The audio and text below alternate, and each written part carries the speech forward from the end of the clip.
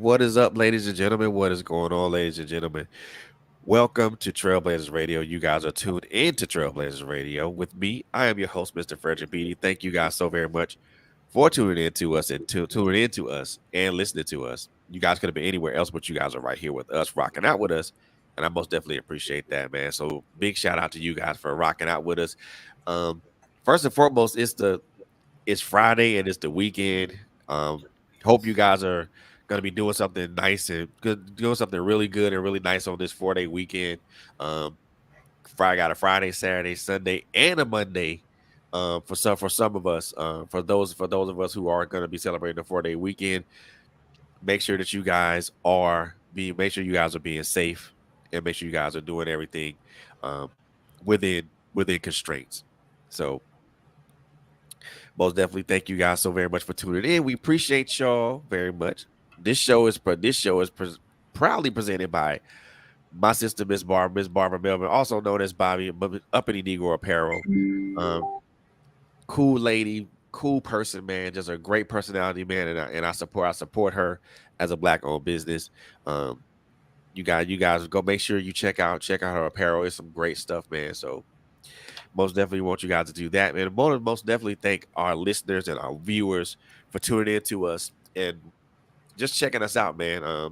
We thank you guys so very much for your time and your efforts and um, just tuning into us and just being there for us and supporting us. We thank you for that. I also want to give a big shout out to everybody that I support. Um, not gonna go into be big old things right now, but I am going to just say that I thank you guys for allowing me to support you, support your platform, support your businesses, support you as a person, and I just thank you guys for allowing me that opportunity to do that. Um, it does not go unnoticed, and it is all and I really do enjoy supporting other people. So I thank you guys for giving me that chance and that opportunity to support you guys. Again, it doesn't go unnoticed. So thank you for that. But now that we are into that now, man, let's get to the crux of the matter. Get to the crux of the matter. Oh, hey, Miss Simone, how are you doing? Yes. Um, yeah, Coco and Quinn are doing their thing. Um, one of these days, Miss Simone, we are all gonna get together. We're all gonna have a show. I just don't know what show that's gonna be. So keep your eyes and your ears open for that. But let's get to the crux of the matter, man. I got a gentleman that's on the in the building right now, man. He is first of all, me and him are not strangers. Number one, Nah, not straight strangers at all. at Met all. this gent when we were both signed to Diamond Cut Publications. However, outside of that, we met each other when we was in Massachusetts. We finally like face to face met each other in Massachusetts. Um, just really just kicked it, having had a nice time while I was there in Mass, just celebrating celebrating a graduation and stuff like that. And this is all around cool cat, cool person, man.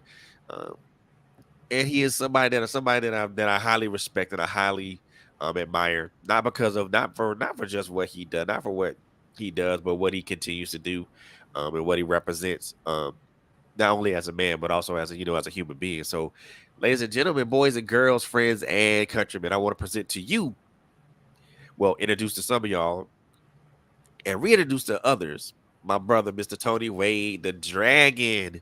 What's happening, man? How's it going there, sir? How's it going? Man, I'm good, man. I'm good. What's going on with you, bro? And chilling like a villain. Just doing my thing, doing my thing, taking it day by day because that's all you can do right now. Taking it day by day, I feel you, bro. I feel you. I feel day you, by man. day. So I know we talked earlier before we came on the air, man. I know you got plans for the weekend, but then you kind of don't have plans for the weekend. But hey, it is what it is. It is, My it wife is is what watching. it is. It is what it is, bro. Yeah, we have plans. We have plans. We're supposed to go to my sister in law's house, which it's all like I told you, it's always fun there. You know what I mean? So Yeah, it ain't nothing but a thing. A lot of people don't like going to their in-laws, but I don't have a problem with going to their house because it's always a good time. Always. And she sprung that on me like 2 days ago. So at that point, I didn't have plans. Well, So now now you we do. have plans. Now I do. Now I do. So we're gonna enjoy ourselves. Probably go over there Sunday. Not into the fireworks thing, and then as you get older, it's like okay, yeah, don't necessarily need those. No, I'm not getting not getting my man in trouble. Calm that down. Calm that down.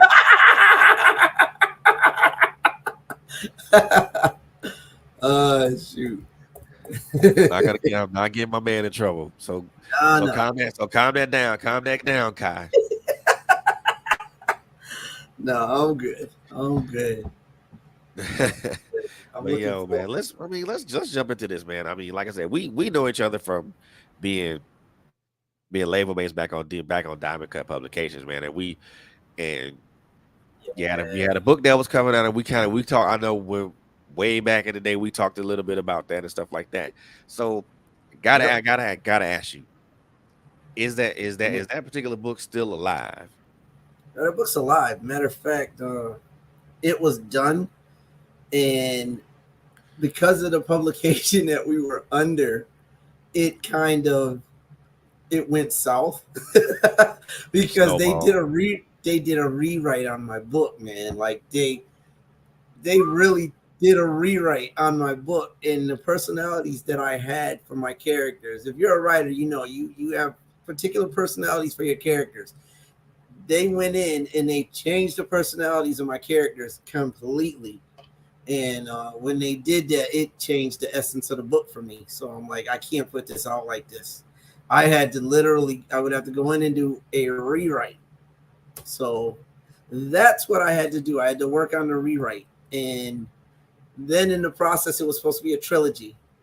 And I ended up starting the second book and then lost the second book on the computer somehow. Lost the book.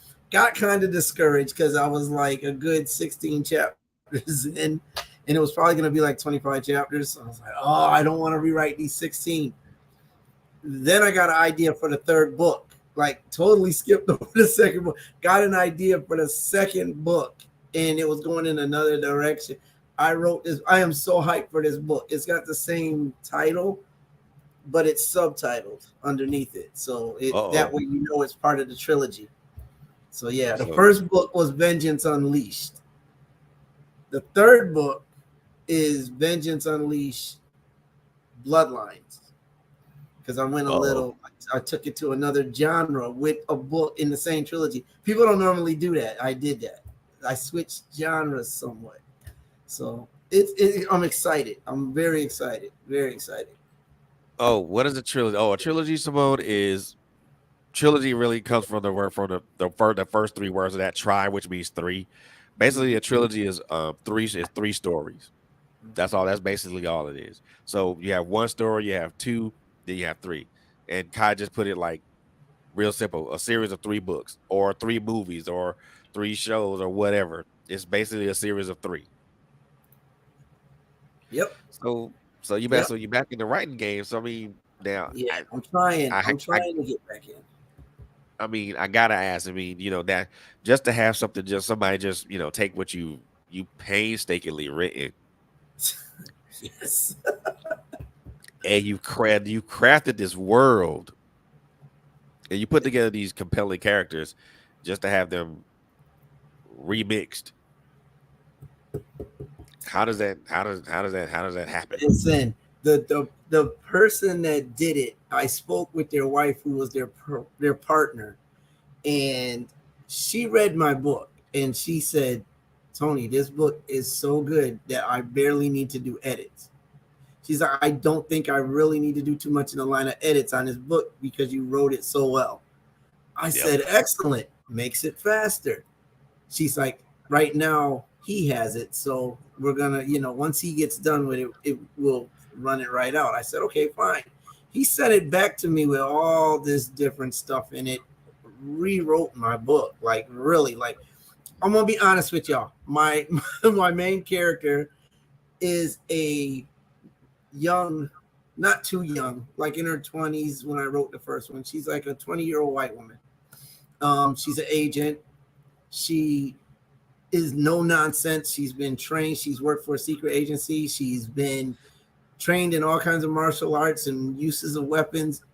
Straight up one of the best agents ever. And she goes through some things. This was not an urban book where, you know, you get she talks to Pookie on the corner. It wasn't that kind of book. And that's what he turned it into, literally. Literally. When I gave it to my wife, she was like, what the world? And I'm reading, I'm like, I couldn't believe what had happened. I couldn't do it like that. I can't. I mean, you might as well put your name on the cover as author as well when you're going to do that, because you really did change. Edit, you look for punctuations.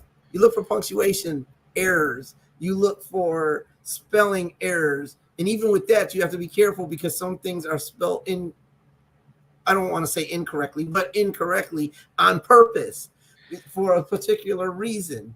You know, but you have to go and you have to be careful when you're messing with people's stuff. And totally redid my book. So I did go in and redid that. I had to redo everything. I had to take my original draft, take theirs, put it together, and then make the changes. Oh my God, really? I did that because it's like I can't. What you did just totally destroyed what my image of the book was. So yeah, and I was done with them. I was done with them after that. You cannot do that to somebody's artwork. You can't. So my thing is, so the one thing I did, and when we talked about this, you said, you know, you did mention that this person had training. Now, did you do what type of research did you do with that? Did you kind of look up, like, you know? I did. Like I trained myself so that I did, not physically, y'all. But what I did was I went in and I studied. I looked up and studied Chinese weapons, guns. She drove particular cars. I hit the internet and looked up these cars. What was the fastest? What wasn't? She had to take a jet somewhere. I looked up how many fast jets there were, what kind of jets there were. When I took her all the way to Paris. I went on the internet and I studied that, made sure that I knew what the streets were, how they were landmarked. I do my work before I go in because I want it to be as realistic as possible. And when I'm writing as though it's on the big screen. I write that way. I see, as I'm writing, I'm seeing everything. I'm living what I'm writing while I'm doing it. So, yeah. So basically, you kind of write it out like action set pieces. Yeah. My stuff is made for TV. When I write, and I'm not tooting my own horn, y'all. I'm not. I'm just saying, with the way that I write to where they could take it and put it into a movie or TV show. And right now, that trilogy that I'm writing, the last part, the third book, that book I'm getting ready to attempt to sell to a network when I finish it, so that they could turn it into a series. If they want to do that, maybe turn it into a video game. That's the visual I have on my book. Oh, wow. Yeah. I mean, geez, I think the important part of being a writer anyway, you know, we do our research. Mm-hmm. when we do things. I mean, I'm writing I'm still writing a milfic book, military fiction. I research. I poked brains. I've asked questions. I've did research. I mean, like, all kind of stuff, man. Yeah. And it's funny that you mentioned the research part of it, because for me, that's the most exciting part of it. Yeah, it is. And I'm gonna be honest, I didn't get into it till I started writing, because I've been writing for years. But when I started writing this trilogy, I felt a need to be as realistic as possible with it. I really did. I'm like, it started with the Paris thing. I'm like, wait, I've never been to Paris. I don't want to make it obviously wrong. So let me see what they have for streets, what they have for landmarks. I had hotels, I had gift shops, I had everything in that book. And that was realistic. I did the study. And like I said, the Chinese weapons, I envisioned how she moved. I envisioned what she knew. and I went after weapons that would enable her to do that. So I studied. I went down the list and was looking at them, studying them, seeing how they're used. I did all of that just to have a realistic book. Yep. That I mean, and I like that, man. I like that because you want to make sure that it Mm-hmm. fits the scenario, that it fits what you're writing. Mm-hmm. You want to make these people be able to. They're first. These are living and breathing people. Number one, Yeah. Yeah. in your creation, and plus you want to make them to be able to be have their own personality, but also have their personality stick out, but also make them relatable to people. I mean, Mm-hmm. judging from you saying, I mean, Chinese weapons, and this is a woman, so pretty much weapons that are lightweight. Mm-hmm. Could You don't be want to throw, give could her a be broadsword. If she's a yep, woman, you don't want to give her a broadsword like that thing. Knights of good. Columbus used to wield those things. You don't. It Yeah, needs to be light and accurate. yep. Some that's light, some that can be thrown, some that can be thrown, Mm-hmm. some like things like that. I mean, and I guess, but again, we're talking about a woman, so that means we're probably talking about but primarily handguns and submachine guns, perhaps, because those are lighter weapons, which doesn't require you know you to carry a full load or something.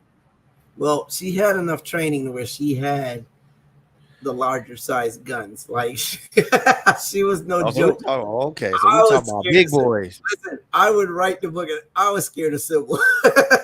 I like Wait, Sybil does so not get messed with. You so don't we mess with talking about Sybil. big boys now. Yeah, Sybil was no joke. She was always prepared. No joke.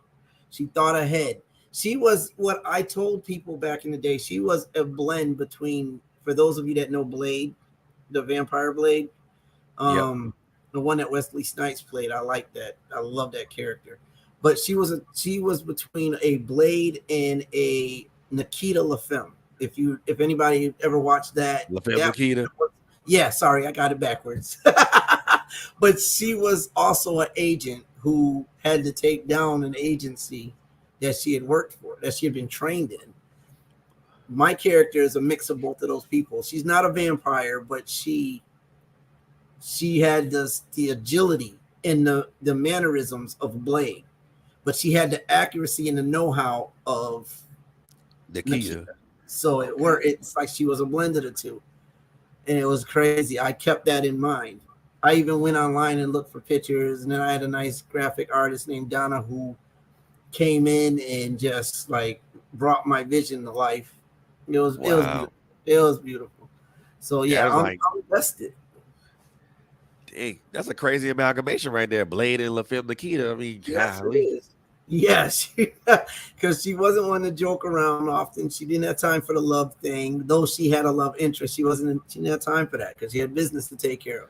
She was very direct. She didn't have a lot of chatter, not a lot of conversation per se, unless you had a question. And it better not be a dumb one because she pretty much had low patience. She wanted to get stuff done. She had a mission. Got She was you.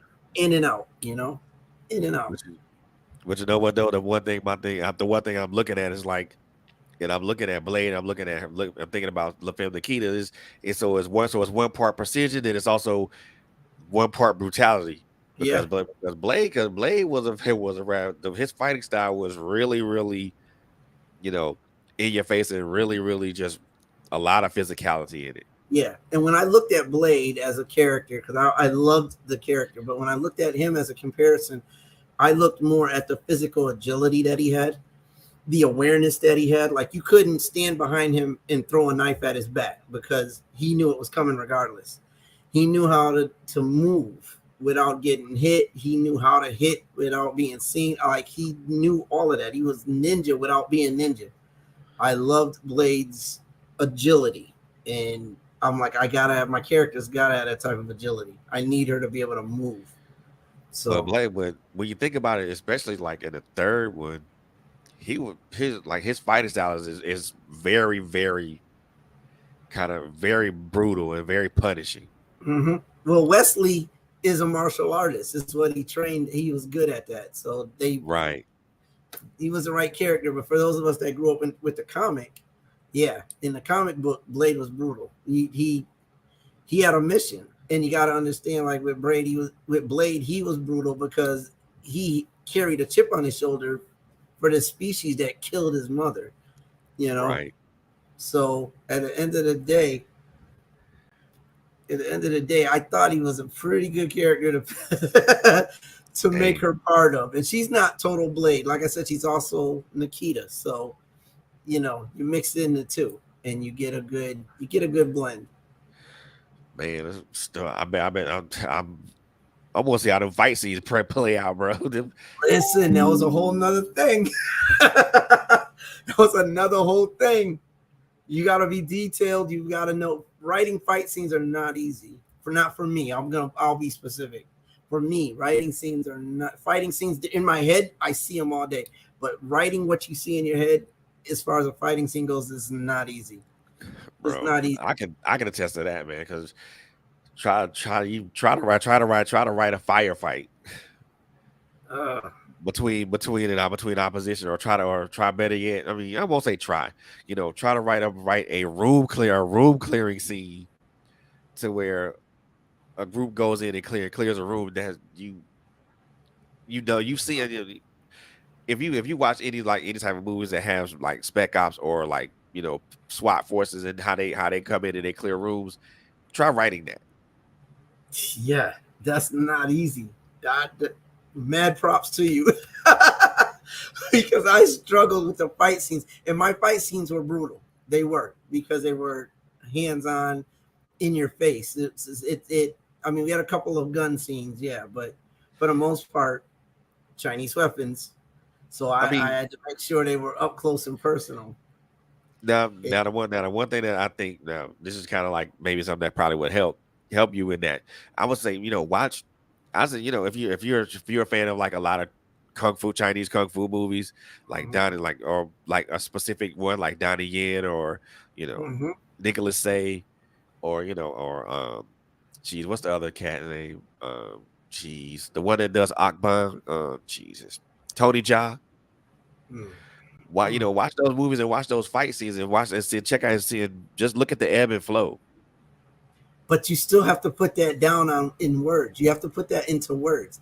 Like I said, like for me, my imagination, because I grew up by myself for like 7 years, I was just a loner, and my imagination got really good until my sister came along. So like I embedded myself in it, and I can see everything. I can see in action scenes, I can see everything unfold. I can see flips over tables. I can see all of the combat hand to hand. I can see it all. But when you have to write it, it has to be detailed so that the people that are reading it can see it in their head. And that is not easy to do. That's not easy. I could Yeah. see it all day. I could sit there and I can even tell you how Bruce Lee fights. I can tell you what he does, but writing it down in a scene, that's something different. That's Yeah, different, and it can be complicated. It can be very much so. yeah, And I'm like, and just like, again, I get it, because there's so much complexity into that. yeah, yeah. And the funny thing is, I have to pay attention to that because it's embedded. Like in high school, I was writing a book. I was writing a novel, almost like a Dungeons and Dragon type setting. I still Ah, remember. I still to this day, and I'm gonna throw my age out there. I'm 50, but when I was in high school, I was writing a novel in June. I was in my junior year, and I had like 12 chapters done in an English. I said, let me go to an English teacher who I don't have as a teacher, so they're not biased, and let them read it and see what they think. And I got I gave it to a teacher that I knew about. She read it, brought it back to me. And when she gave it to me, it had all these red marks all over the place. And I'm oh like, God. oh my goodness. Like, one, you did this to my work. Two, it's red everywhere. But when she started talking, she said, Anthony, she's like, this is a really good book. So in the back of my head, I'm like, so what you charge? What you kill it with all this red for? But she she was like, the only thing I would tell you to do is be more detailed. That's where I got the lesson from. She was like, when you write, you have to carry your readers into the story with you. They don't have a picture, so you have to paint the picture for them. So if they're walking, she used this example, if they're walking down the hall, what does that hall look like? What does it Yep. smell like? Put them there. so that they're drawn in. And I'm like, oh, she's like, other than that, it's a great story. She's like, but just be more detailed. Hence my issue with the fighting scenes. I have to be detailed, and it's hard to do. So that's the most complicated part of my writing. But other than that, it is. That is so hard to do, and especially when you're writing down something when you're writing something that looks easy when you visualize it or you see it on screen, but then you have to write. You got to conceptualize that, on paper, and sometimes, and I know for me, sometimes it doesn't always translate. Yeah, you can, like Sasha said, you can be too detailed, which the teacher also told me about. Don't get boring with it. Don't get overly detailed. Like, they don't need to know how many pieces of leaves are on the ground. What they do need to know that they were there, So you have to be careful. You have to be careful. It is art. It is definitely art. At the end of the day, it is. At the end of the day, it is. It is. Because most people don't see that. It's like, I'm glad that you are. I'm glad that you're actually pushing. You're actually back in the lab putting that together, man. Because that was something I was anticipating for quite some time. Really? Yeah. I know I had talked to you about your book for a minute. Out of all, I'll put it like this, between let's put it like this. But a lot of the folks that were with us at DKP were people that I highly respected. A lot of them, all of them. But you know what I'm saying? You, Tasha, RJ, Troy. There was a couple of others were people that I was always checking for to see what was going on, what you guys were going on. Besides me, you and Tasha and Troy and RJ, Troy and RJ, I've been connected with you guys for the longest of time since, ever since. And I always check with RJ and see what he's got going on. Me and RJ talk like, if we don't communicate at least once in a month, it's a problem. If we're not communicating with each other, at least if we're not saying what's up to each other once in a month, it's a problem. And I just had Troy on last week. Yeah. And he's like, man, look, he's doing really good. I mean, you guys are like, we're family at first. We're family initially. So it was like, let me just, like I said, your book was what I was anticipating the most, because I was going to be like, that's something I want to dig my claws into, because I like those types of books. Let me give y'all a sneak peek of the first book. I was proud of myself, because my thing is, I've always been taught, if you write a book, grab the audience from jump. If you grab them in the beginning, you can almost be guaranteed to carry them through, but you have to grab them in the beginning. So what I did was I wrote my first chapter. There's a woman in trouble in the alleyway. It's very dark in the alleyway. This dude is trying to literally have his way with her, being abusive, getting ready to do whatever he wanted to with her. And he didn't realize that Sybil had entered the alleyway. And she stayed in the dark, so he never knew. And he was abusing this woman to the point where she said something to him. He looked, he didn't see her. Next thing you know, dude is standing there threatening Sybil, even though he only sees a silhouette. And there's clever wording put in between the two of them. And at the end of the day, she took a Chinese star and she threw it at him, because this dude got bold and had his pants down to his knees or his ankles. She had pulled him down. She took his junk off. She, like, with one shot, took his junk off. In the first chapter, took his junk straight off. And folks getting castrated off rip right there in the alley. and let them know. She told the woman to leave, let them know. If I see you again, I'm going to finish the job. You're going to remember me. And then she walked away, and he was like, are you going to help me? She let him know he needed to help himself. Yep. You helped yourself into the alleyway. Sybil was point blank with it. That's that blade part right there. Took it straight off with one castration shot. off, man. Look here. One death First stop. few pages, somebody getting castrated. Right there. You're gonna want to see what else she's doing. You wanna know what she's doing. That was now see that now, yeah. That's a brutal efficiency right there. And she hit him from a distance, like she has that training. She's done this, you know. So. He won't do that. He won't do that. No, he won't do that shit no more.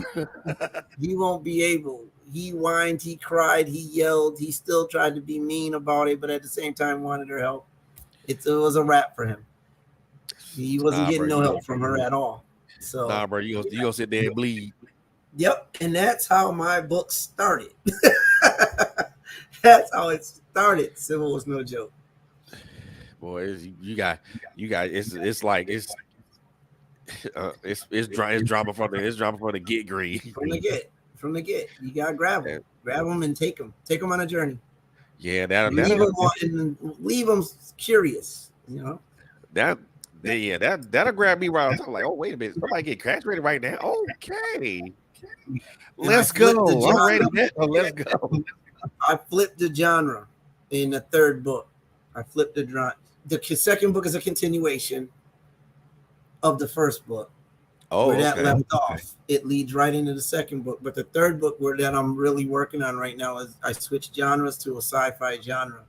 So it went from like what my wife was calling espionage, which it's not really espionage, but it went from that type of book to sci-fi. So remember I said she was in comparison to a Blade. Well, now I'm sending her to New Orleans. She's in New Orleans. And she's dealing with witchcraft, vampires, the whole nine. But it's in a realistic way. It's crazy. And I started with somebody dead. It's crazy. Her niece, she's got a niece who gets kidnapped. It's crazy.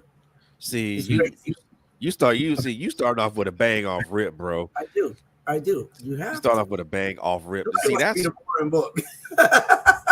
You know what? So I'm gonna tell you right now. Hurry up and get them done. Yeah, I am. Please really thank you. I do. See, I decided to join Page to label or help them and be their A&R. Right. Shout out talent and everything. And when I did that, I put Vengeance Unleashed on the shelf so that I could focus on the artist. Because that's my passion is music, my first passion, right. And my book writing is my second. Right. But yeah, I put it down for a minute.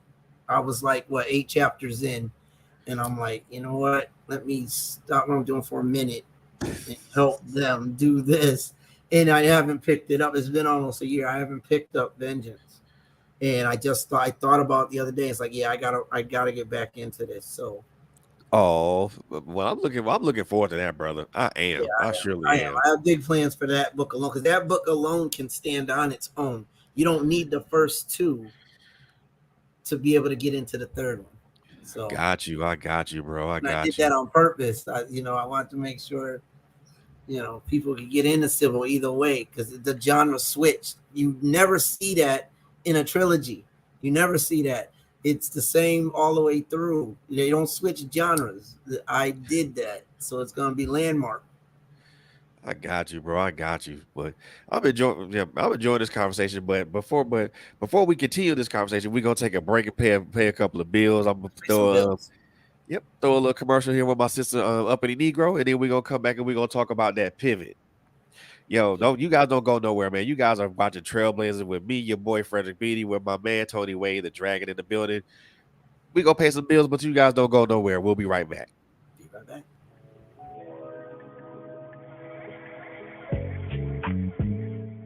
We're living in a different time. Isn't that what the old folks say? Well, I beg to differ. because there really is nothing new under the sun. We used to think that this generation was stronger than that of my parents. But after learning where and whom we come from, I realized that this was a false narrative. They fought, bled, and died for the liberties that we take advantage of today. So I changed my mind. We are our grandparents. We are our parents. This is where the idea for uppity Negro apparel and accessories comes from. We are the uppity Negroes that defied boundaries, broke chains, climbed mountains, and crossed valleys of hatred, bigotry, illiteracy, and oppression. The statement is simple. The cause is never ending. The sound, loud. Say it with me, Kendrick. I am that uppity Negro.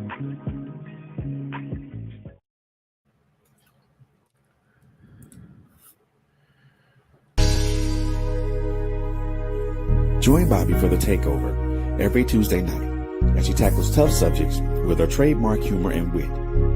We guarantee you'll be educated, edified, and also entertained. So join us at 8 p.m. every Tuesday night, right here on Trailblazerz Radio.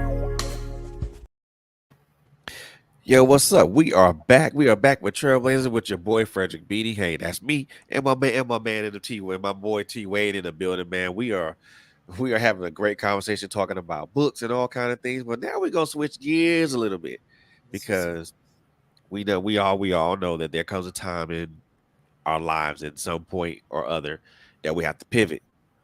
We got to move. We got to pivot to something new. Either do something different, or do something that will help accentuate what we're already doing and help us advance.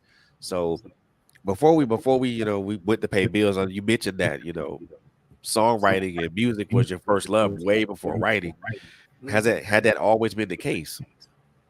Yeah, music's always been my go-to. Music has been the love of my life. Matter of fact, like even as I got older and I decided to join the church, God had a hand in that one. I got drawn in through the music.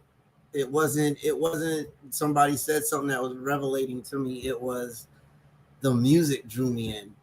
And next thing you know, I'm in the choir. Then I'm a choir director, and then I'm a praise and worship leader, and then so I did that for a while. Then I ended up leaving that church, and I ended up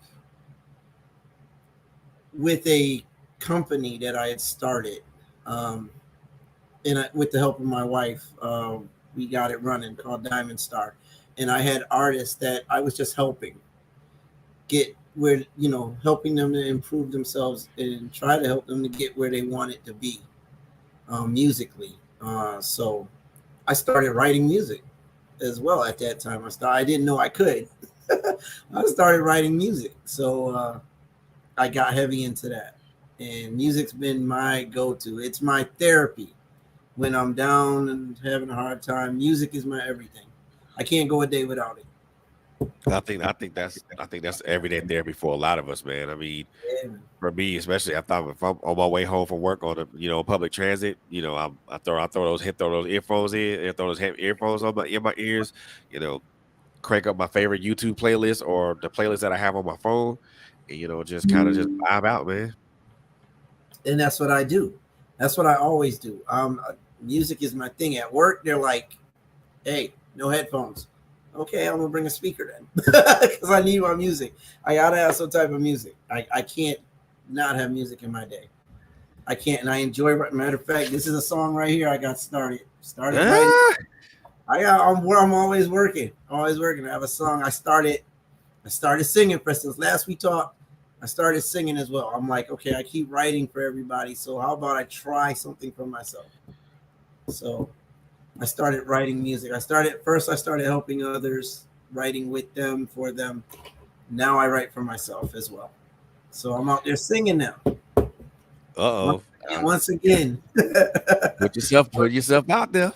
Once again, it was hard. It's like, I hadn't done it for years, and I'm like, let me try. My wife was encouraging on it. Rage was encouraging on it, one of our artists. And I'm like, okay, let me do what I do. Her, that Nia, another artist, definitely encouraging too. So I'm like, okay, I might as well try it. And surprisingly enough, they love it. So I'm like, okay, let me keep writing.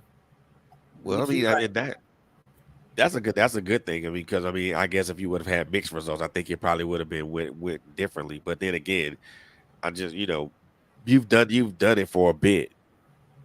Yeah. You've done it for a bit. You did it way before Yeah. you started back doing it. So I think that the part of the performance is there. Sometimes you do get nervous when you get into front of a crowd full of people, You and all of a always sudden, get nervous. Like it took me when a minute. I've sang in front of like a crowd of 1,000. I've done that. And it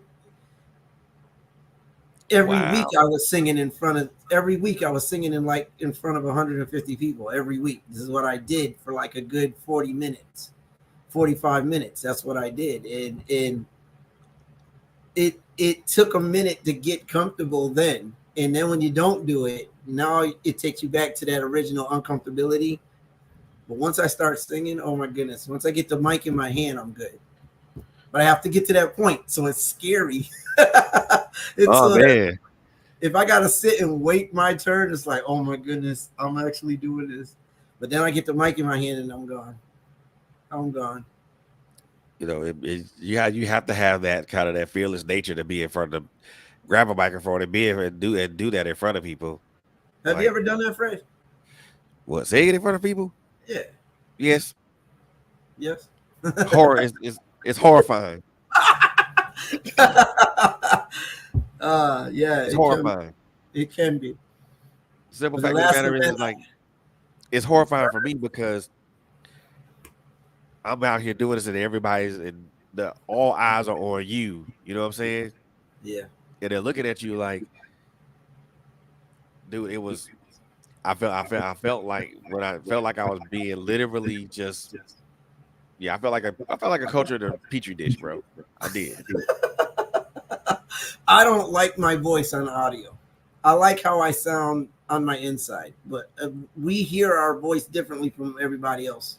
So when I hear my voice on audio, I can't stand it. I can't stand it. It's like, oh my goodness. So when I have to sing, I'm like, why? How could they like this? And it took me a minute. It did. It took me a minute because I had gotten to a place in church where I could imitate anybody. Fred Hammond, Kurt Franklin. I was good at that. I was good at singing in Oh other yeah, people's for sure. voices. But when I had to sing in my own, it's like, nope, we're done. But I wrote Yeah. the music to my voice. Yes, Tasha. So Yes, I do. But that's a rarely known fact. I know. I didn't Well, know it. I That's guess why I asked. I'm like, well, geez, I guess it ain't rarely known now because everybody know. God, yeah, see, I set you up. exposure. Ooh. Yep, gonna have to have you sing at the next wedding. These allergies gonna have to go before that happens, bro. I know that's right. Me and Tasha are gonna be renewing our vows in April. She said, So "Now the world knows." You know what? yeah, now the world knows. The To world knows now. your husband's at fault for that because he set me up. That was supposed to remain a secret. Oh my goodness, Red, you gotta share your gifts with the world. You are a talented brother. I share my writing and my podcasting. Can I have one secret to myself? That's true. I'll give you that one. I'll give you that. My bad. No, you're good. I put it like this. I mean, if I'm asked or I'm called to, then of course it won't be with no problem. You sing R&B, right? Is that what you sing, or do you sing something? Whatever thrown at me. Okay. I don't. I mean, it's been so long since I've done that, and I'm like you. It was more or less within a church setting. Okay, got you.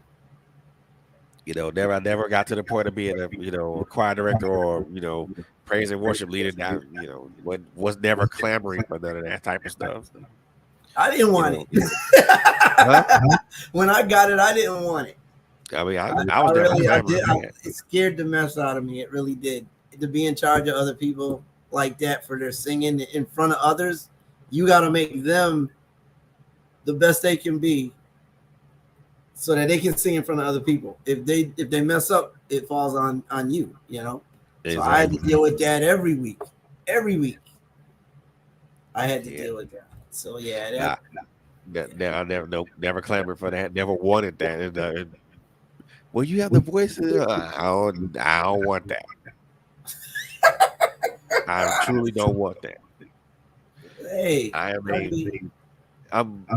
so for those people that don't know me, I mean, y'all know me from being here in front of this microphone on with these podcasts, and then having this business and managing. I won't say managing, but being aligned with the other three ladies that I'm with. I am more of a background person. I'd rather be heard than seen. Okay. I am a background dude. I'd rather be heard than seen. And sometimes I'd rather not be heard. I know the feeling. Like, I'm the guy back here. I'm the guy that's helping them produce this right here. Just don't mind me. I'm not doing anything. Just because I got this notebook in my hand right now, I ain't doing nothing. Don't mind me. I think I might be right now critical stuff, but I'm in there scribbling. Mad respect for you, Fred. Mad respect for you. I mean, like I said, if I'm called to do that, if you guys, if you guys ask me to, or if my girlfriend asked me to, then of course, no doubt, no problem. Both of y'all need to come to the renewing of my vows, and we might just have to see how good the Fredster is. See.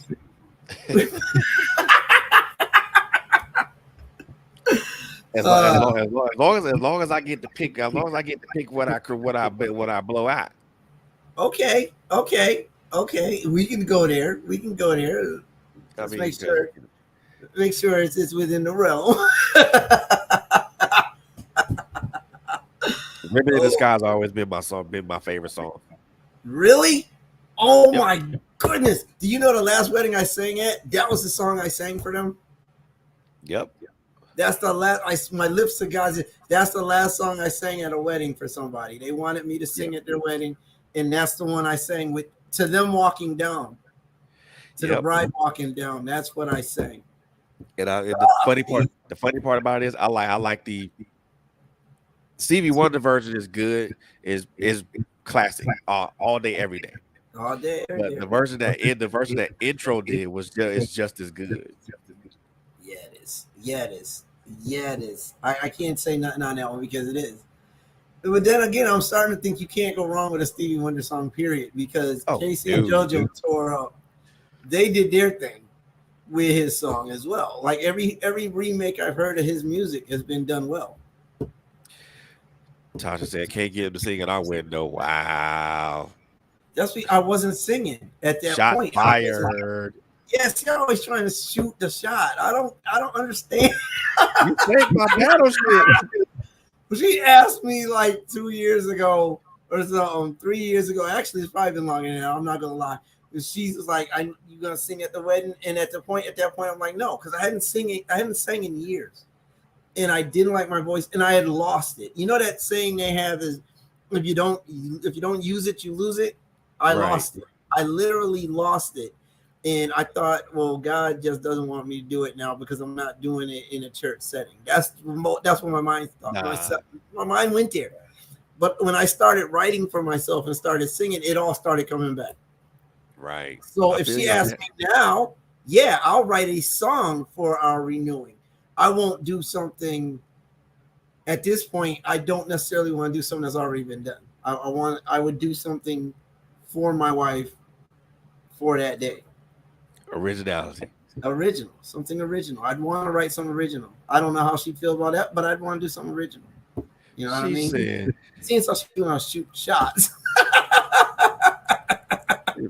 Maverick Kid said, "Sure, issue the challenge right now." Wow, that's See, crazy. That's I'll do it crazy. too because I find solace in sitting up in my man cave here writing music. It's what I do. I write music. I love writing music. So I'll, as long as I find the right music, I'll write the lyrics to it and I will sing it.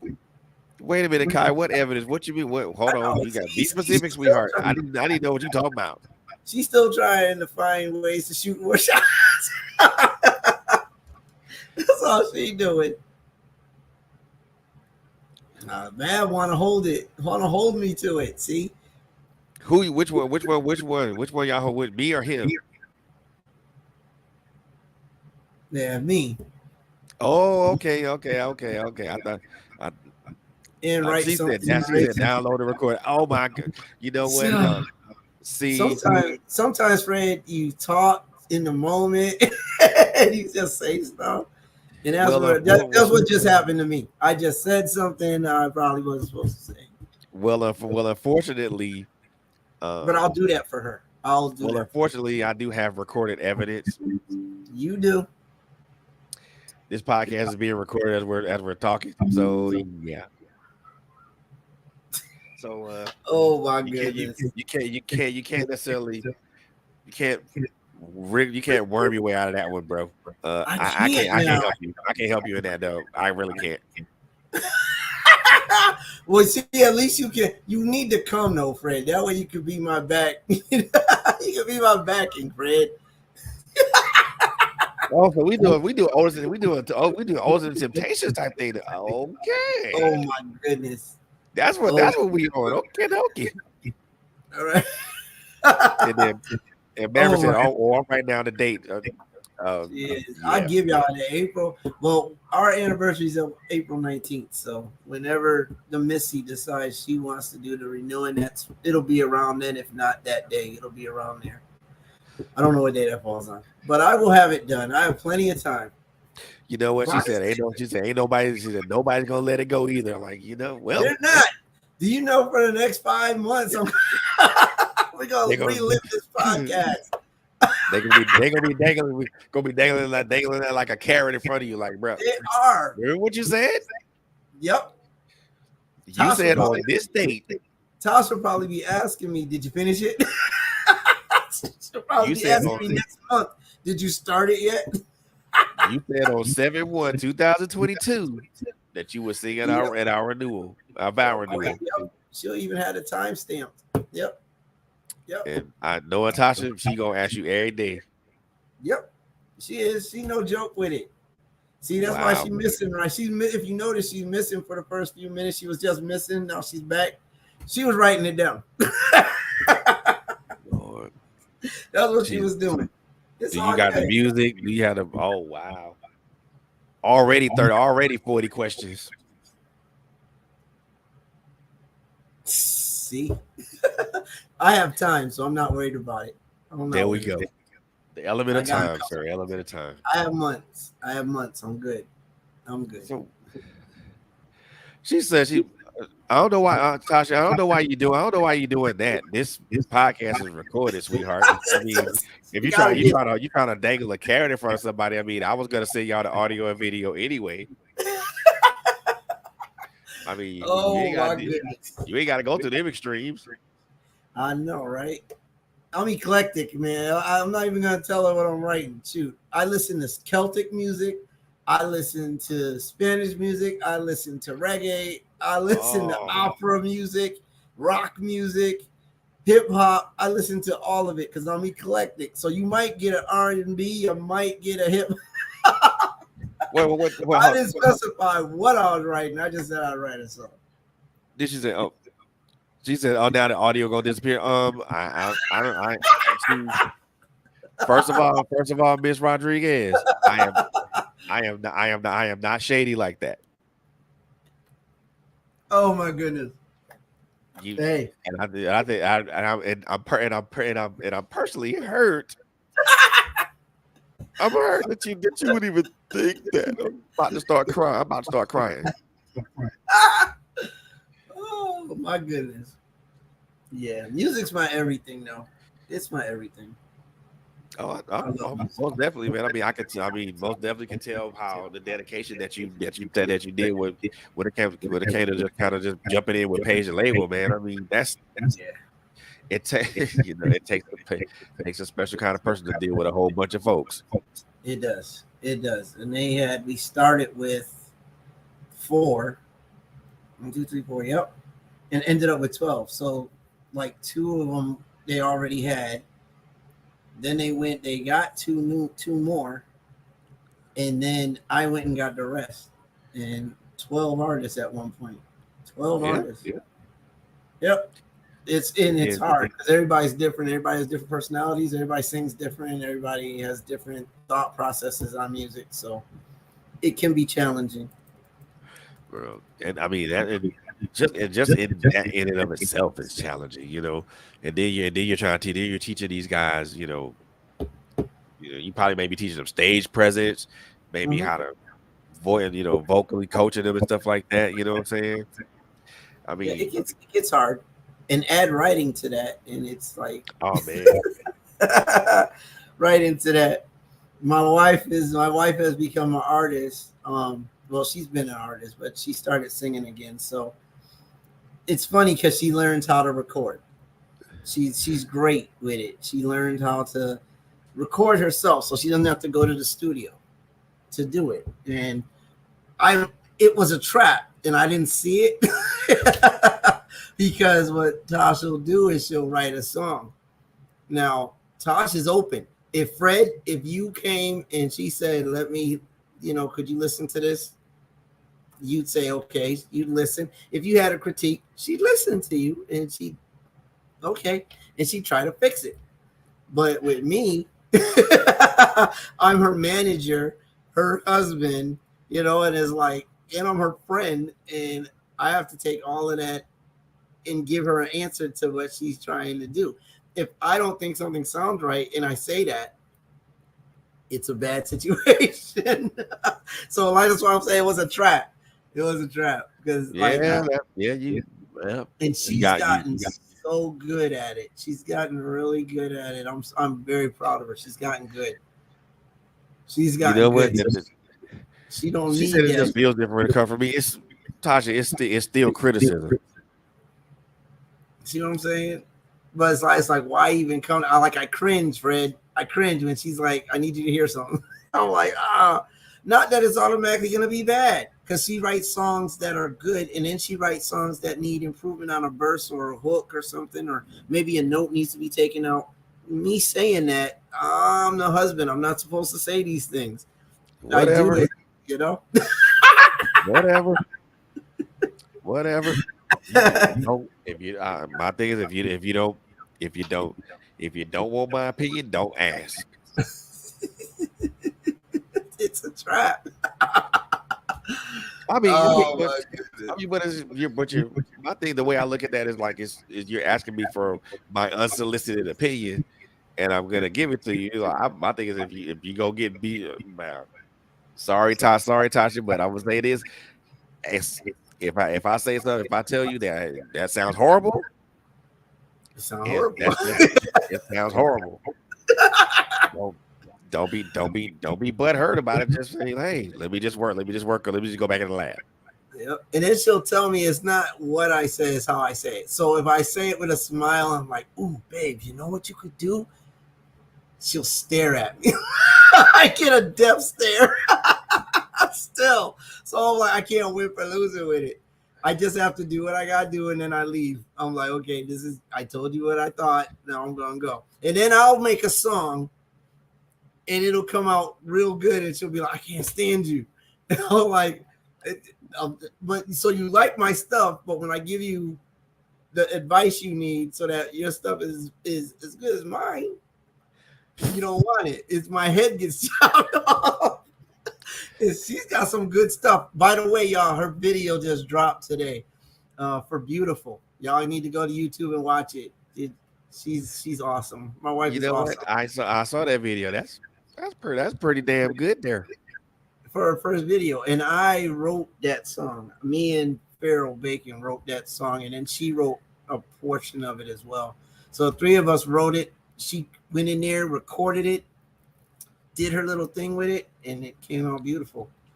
It did. I think It was amazing. I loved it. Ray probably put her touch on it too. So as far as mixing, so it came out really good. Yeah, I'm happy with it. It came out good.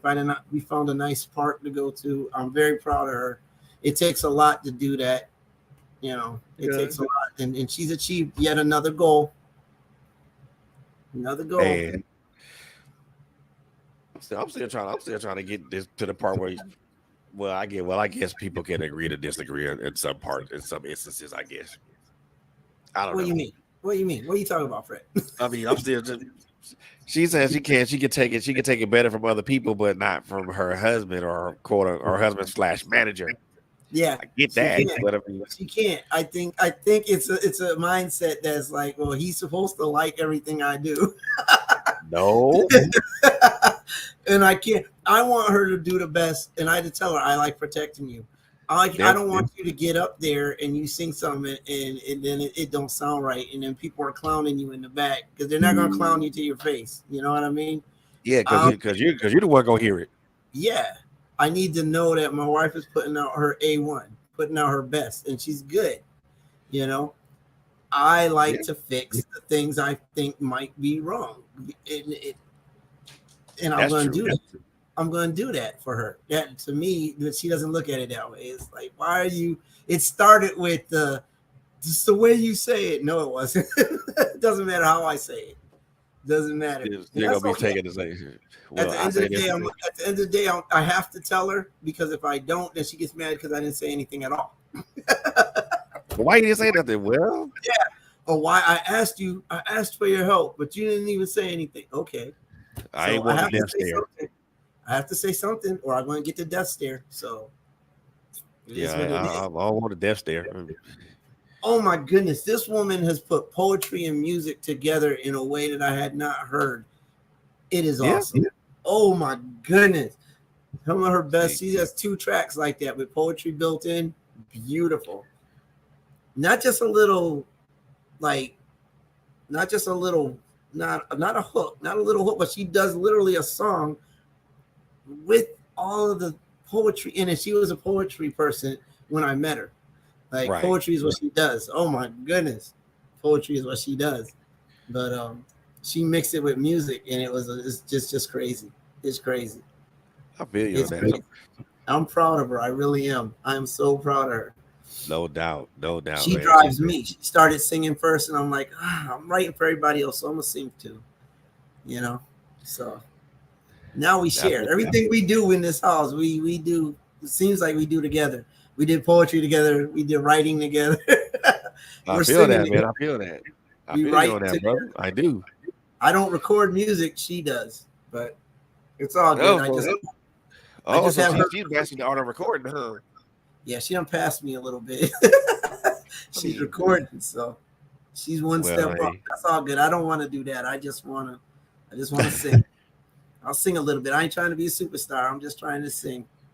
Man, look, I mean, I just think the world of y'all, man. I really do, because I mean, it's from knowing you guys from Diamond Cut Publications and to still knowing you guys and still be associated with you guys now.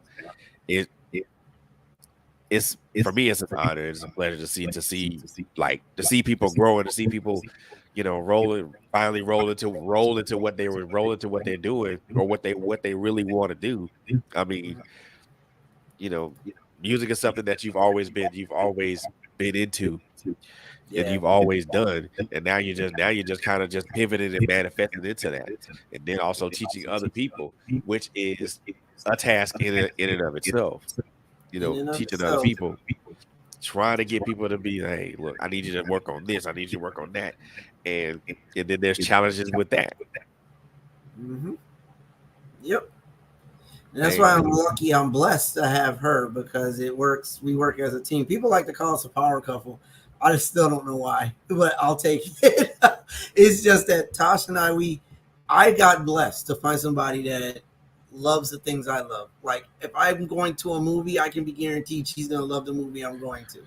If I'm watching TV, I know she's going to like the show. It Gotcha. is, you know, music. We share the same taste in music. It's just a beautiful thing. I was blessed to find that person that does that, and I wasn't looking.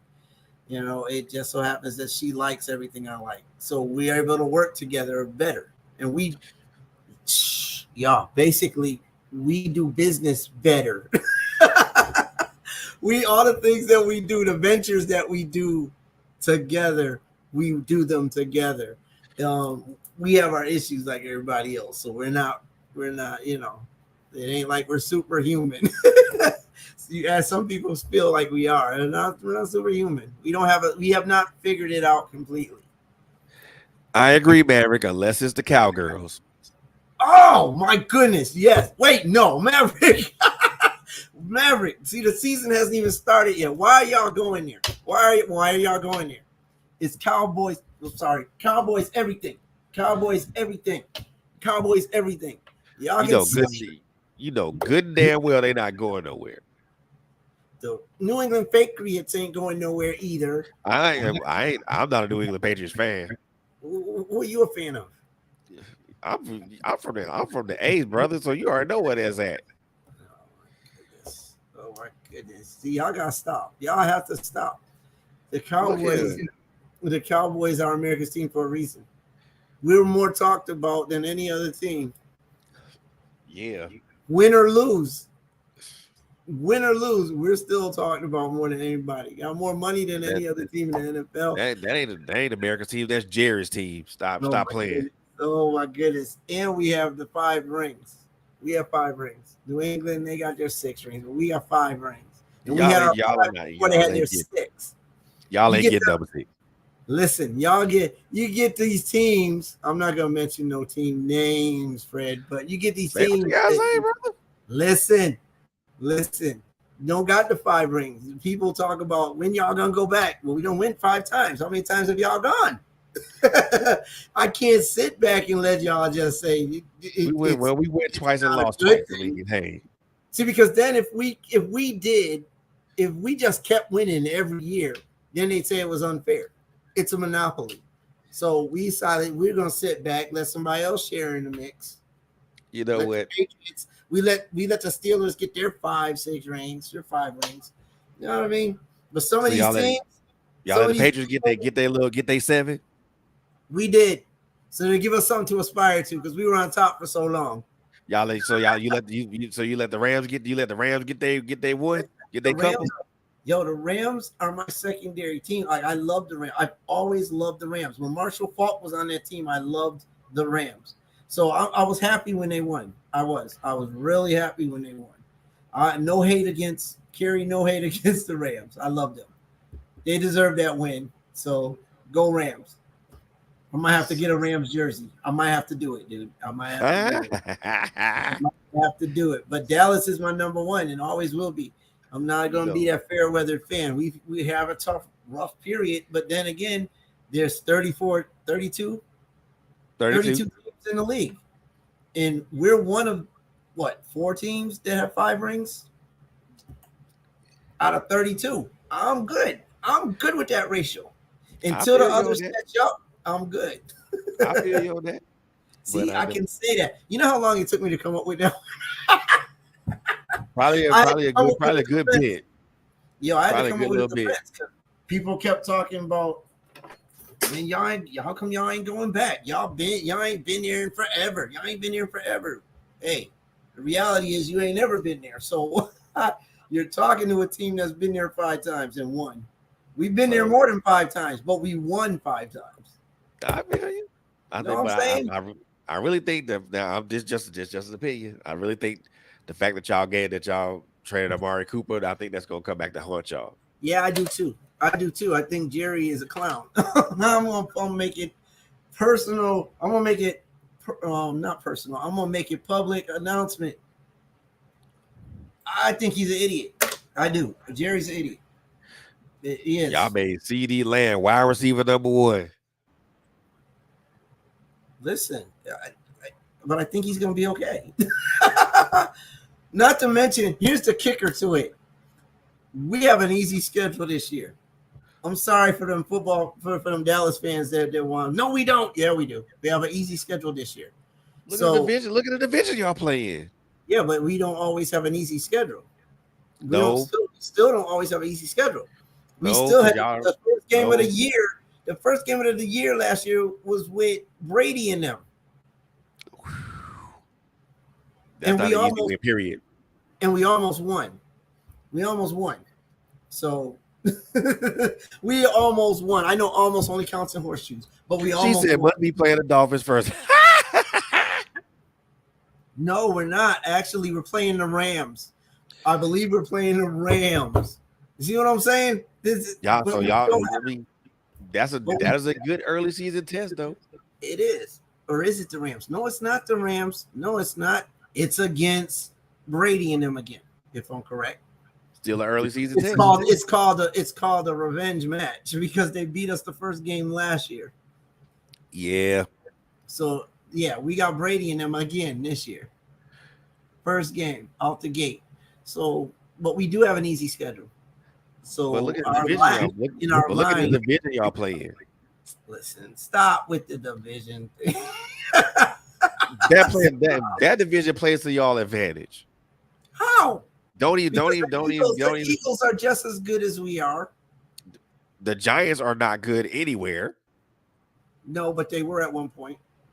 At one point, Everybody's been good at one point. They were good at one point. They were good at one point, and then it just went. It went left for them. It definitely. the Giants just traded away their best, one of their best players. Come on, don't play with me. Washington, whatever they're calling themselves now, I don't know who came Commander. with it. Oh my goodness, they're killing me. But anyway, we need to put the icing on them this year. If they win, I'm going to be upset because they're not worth much. But the division's not that bad. You still have up and coming teams that are just killing it. And we don't always play our division. We play everybody in our division twice, but there's 16 games. Bruh. So that only accounts for 6 games. Y'all play. Still, what? The division y'all play in, bruh, is you're killing me. Cupcake. You can only get listen. Y'all can get 6 wins easy. Y'all get 6 wins. We're gonna get 6 wins easy, and we could still go to the Super Bowl. So understand what you're saying here. Hold on, wait a minute. First and foremost, I ain't never seen a team that had 6 wins do nothing. We had a good and we had a good season last year. We had a good season last year. Until y'all came across the 49ers. Oh, here we go with the 49ers. Oh my goodness. I'll tell you, but you know what though? I ain't gonna. I'm not. You know what? I'm gonna stop. I ain't gonna say that. I'm not gonna say that because because at the end of the day, y'all had every opportunity to win that game. We did, and we almost won it. We did. Yeah. I'm not even gonna lie. We was one. What was it? As a matter of fact, it was our kicker that lost that game. Yeah. He missed 3. He missed 3 kicks. If he had made those 3 kicks, we would have won that game. Yeah. But that's excuses. I don't want to make excuses for the team. We're gonna be all right. But then I think it's just poor clock management. That too. But when you're missing them kicks early in the game, that's a problem. True. Then you playing from behind the whole time. But we didn't. That was a back and forth game that year. Last year, True. that first game, that was back and forth. Back and forth. Like, okay, Dallas had it, then they had it, then Dallas had it, then they had it. It's like it just went back and forth, and our kicker just screwed us. We had it. So I can say with certainty I've been to a local football game. The last one I went to when I came back here to Georgia was in 2020. So, and that was very interesting. And when I say interesting, I mean good. Oh, okay. I mean, the funny part about it is it's funny, especially when you watch like Pop Warner. You know, these parents go nuts, go really really nuts for their kids playing on the field, and I mean, and I love it. You know, I don't have any kids out there or grandkids that's out there that's doing that, at least not yet anyway. However, just to see these parents, go nuts for their kids doing that, is awesome, and I love it. Now, with the awesomeness, there are some caveats in that. It's a lot of caveats in there. Then you have parents that take it way that take it there. Mm-hmm.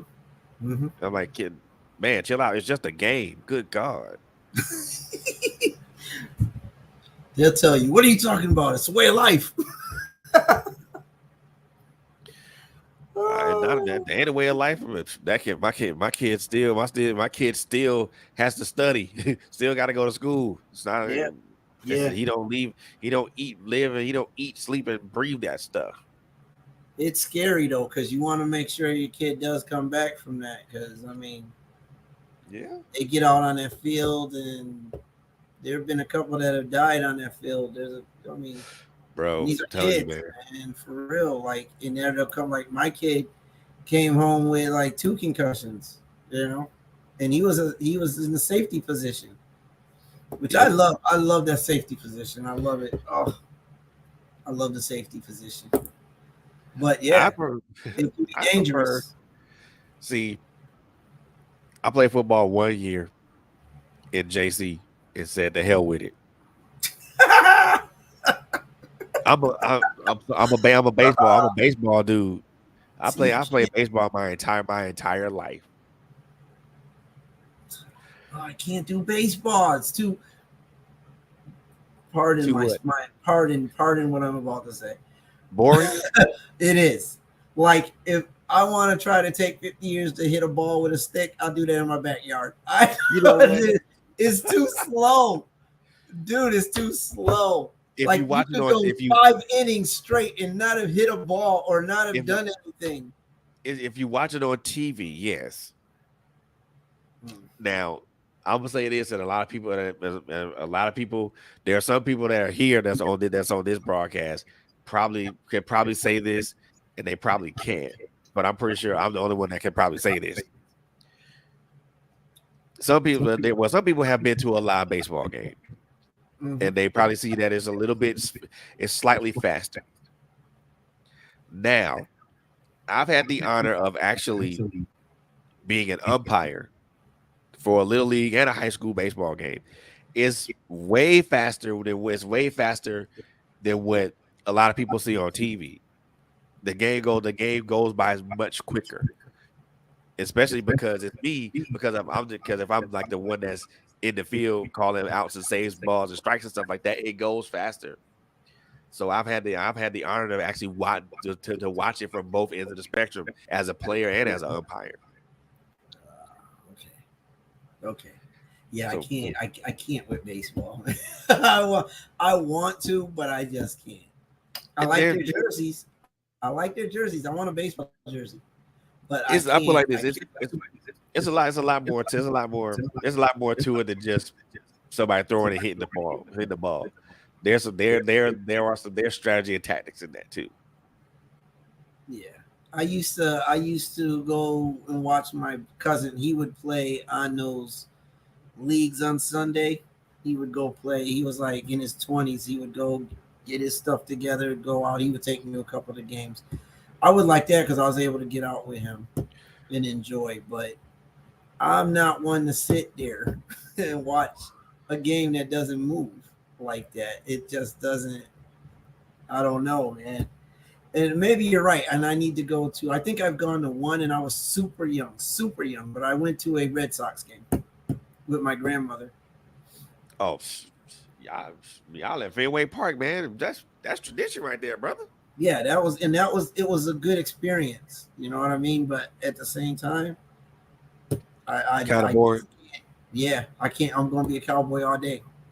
Football is my game. Football's my game. I gotta watch football. Then I'll get into basketball from there. I need that fast action back and forth. I know. I feel you. I feel you on that, brother. I do. Listen, I don't mean to offend you, but I will watch golf before I watch baseball.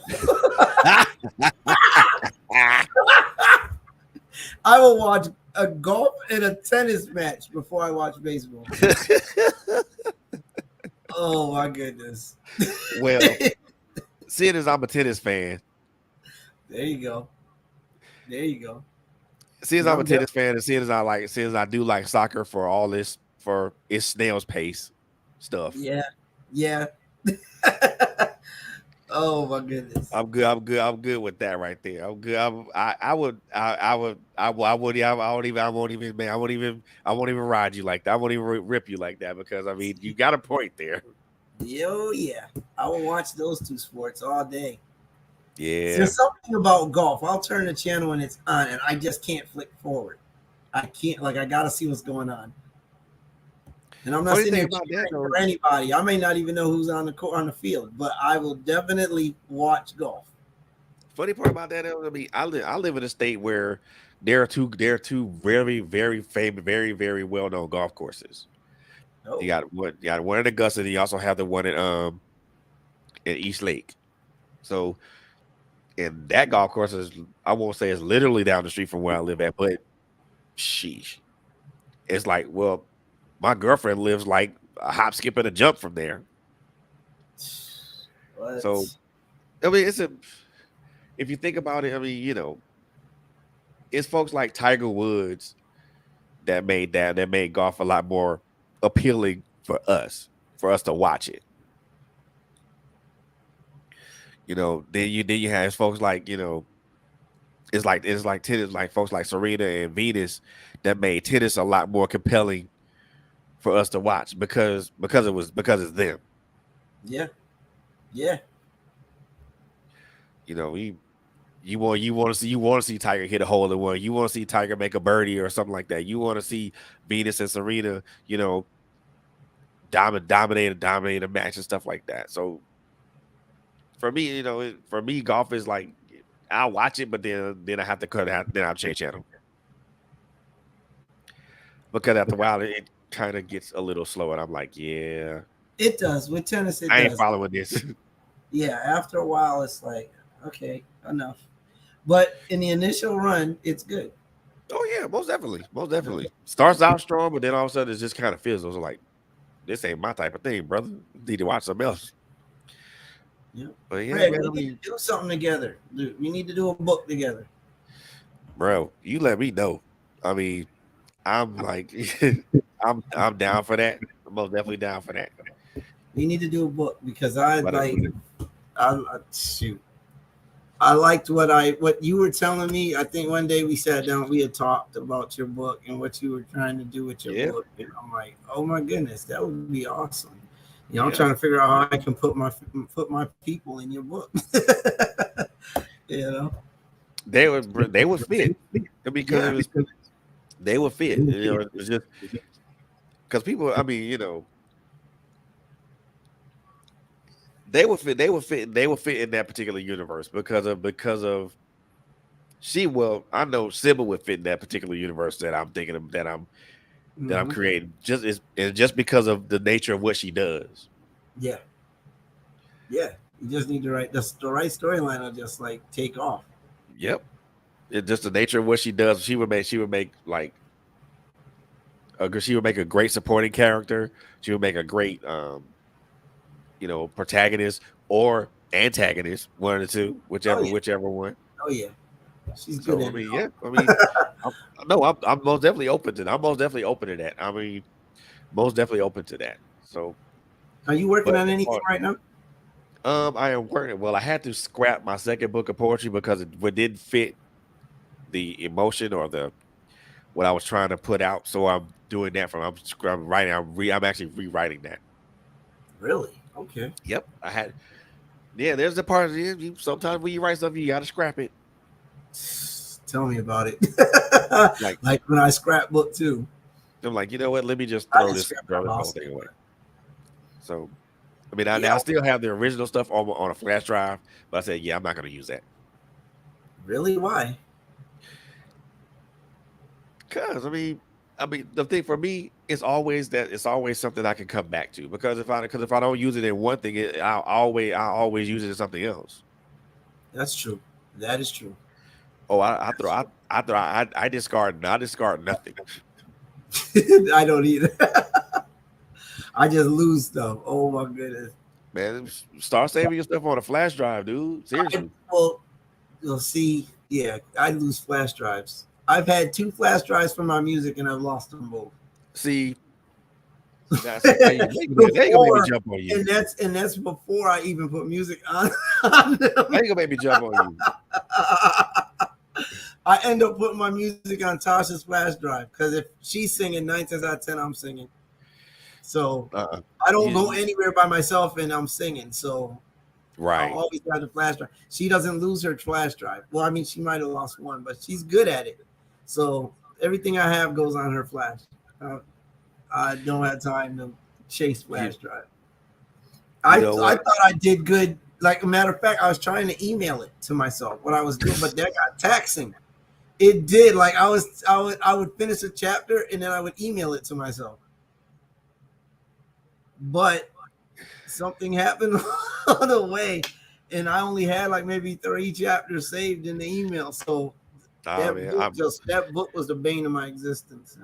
Trust me, even though it's on the desktop, I got backup, and then I got a backup to the backup. Really, I had to learn it. Like I've gotten yelled at by Tasha enough now. It's like I gotta have some type of something. She still yells because I'm bad at it. I'm bad at it. I don't like the extra work. I got one of these. Plus, I also got cloud storage like Dropbox, but I also have a portable drive. So I got some backup, another backup, then another backup. So yeah, I'm not doing that. I'm not losing another book. I can't lose another book. Because that was hurtful. That was hurtful. If people knew how much goes into a book writing, to lose a book that's 8 chapters. Well, it was 16. You lost the one. You lost 8 extra chapters to this book. You don't want to start over from that 8th chapter. That's crazy, bro. That's where I was at. It's like, okay, so I found the part that had 8 chapters in it, but the next 8 chapters are gone. So that's a rewrite. I don't want to rewrite. I don't like. Tosh will tell you I hate going backwards in anything. I don't like going backwards, even if we're going to the store. Don't make me backtrack. I don't like backtracking. So to have to rewrite 8 chapters, no, I don't want to do it. And my memory's good, but I don't want to do it. Nope. Look, double the work. Look here, that external driver will help you. I'm telling you. If you don't want to keep it on an external drive, you can always do cloud storage. Yeah. Once I learn how to do all that stuff, because I'm not technically inclined either. That's my issue. Well, Dropbox is your friend. Yeah, it need to be. So I don't lose this book, because this book is going to a major network. And hopefully I get it done. I see my book in the movies. If not the movies, I see it as like a Netflix special. A series. You could turn this book into a series. And that's how I'm writing it. And I need to make sure that I finish this. I had a deadline, which was Christmas. But because I started with Paige, it just didn't work. Wow. But I'm going to pick it back up. I'm going to pick it back up. I'm picking it back up. I've started and I pulled it up.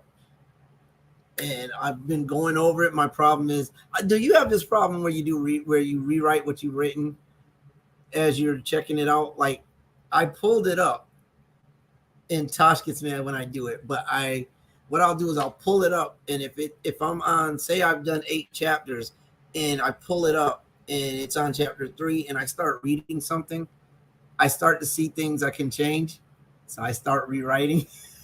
No, don't do that. Tosh said don't do that either, but it's what I do. If I see something, I start making corrections.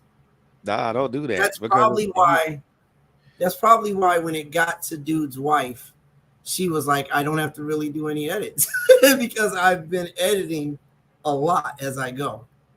I've been doing my own. Don't do that. See, what I do. See, I'm old school. Notebook. I transcribe from the notebook there to the laptop. Anything like if I have new ideas as I'm transcribing it, then I add those new ideas as I'm writing it, as I'm typing it. Because that's too much work, man. Like I don't want to. That's like I was taking a notebook to work, and I would write the story as I went. But then when I get home, it's like I don't want to rewrite. I'm doing it again. I'm writing. I don't want to write the same thing. I don't want to write the same thing. Ooh, bruh. Notebook. I do that. I just don't want to have to come home and put it. Eventually, it's got to end up back on the computer. So it's like I've written it. Now I gotta. And the funny thing is, I wouldn't even need the notebook. That's how good I am with my books. I could write a whole chapter at work, and I'll memorize that chapter. It's already in my head. I don't have to look at the notebook and rewrite it from the notebook. But I don't want to go into the computer and write what I've already written. It seems monotonous. See, I'm hardwired a little differently. Yeah. So it's I have to get to where you're at with it. Yo, all the stuff that you see right here, all these pieces of paper. All these pieces of paper that was right here. My camera was unplugged. Why? And then I got to switch cameras. I had to go to the old camera. Golly. Anyway, so also all these little pieces of paper that you see right here. Hey. These are all the poems that I wrote while I was at work. See? That's and all those gonna get transcribed, sir. And if and also if I have a voice recorder, I can do the same thing. Which is what Mav, I think Mav was saying that, but and I've tried that too to a degree, but it's like it just feels like I'm rewriting what I've already written. It does. But if you're adding more to it, I mean you're not gonna write, you're not gonna type it as you originally as it's written down in the notebook. You're gonna add more to it because as you're writing there are gonna be more ideas that come to your head.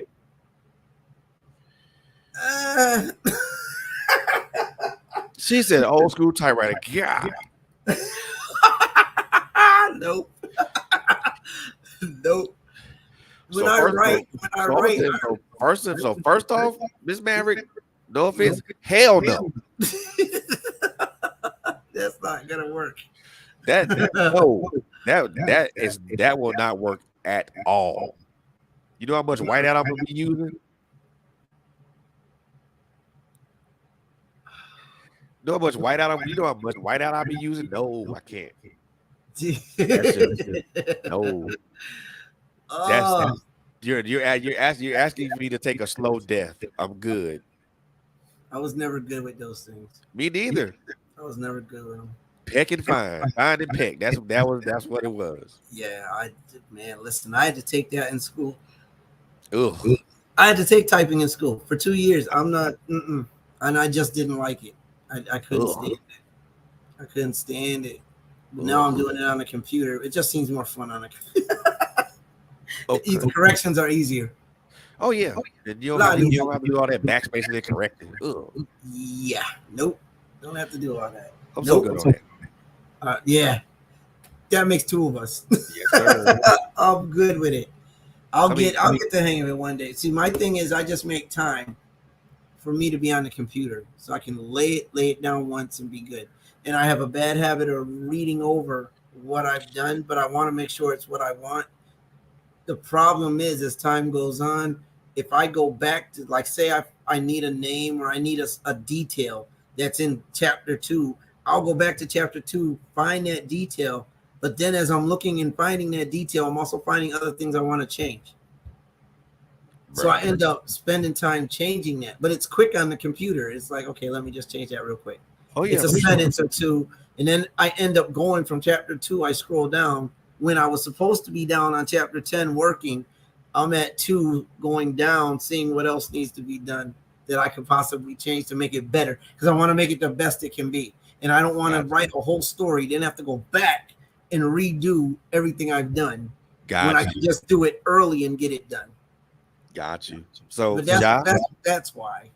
Job, I like typing, I just don't like typewriters.